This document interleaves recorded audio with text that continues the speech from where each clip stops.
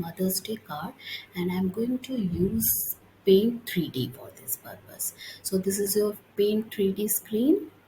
So I'll take this brush. This is an oil brush. I'm taking the red color, and I'll just draw here one line like this, and top also you can draw, and bottom. So I've written here I, and then I'll use the 3D shape. For this I'll make use of the 3D library. I've got a sparkly heart over here. I'm going to select this heart. Yes, and just drag it and place it in the middle. Okay, now again you can go back to your brushes. Take your oil brush, let it that be red color only, and then we can write here mom. Just within 2 minutes, you can have your card ready for your mom. M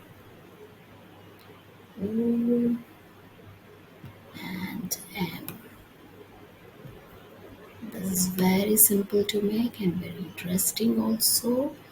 Just love the colors. Okay, now we can make use of your this color and just fill the entire screen with yellow. Yes, and here your Mother's Day card is ready. A simple one.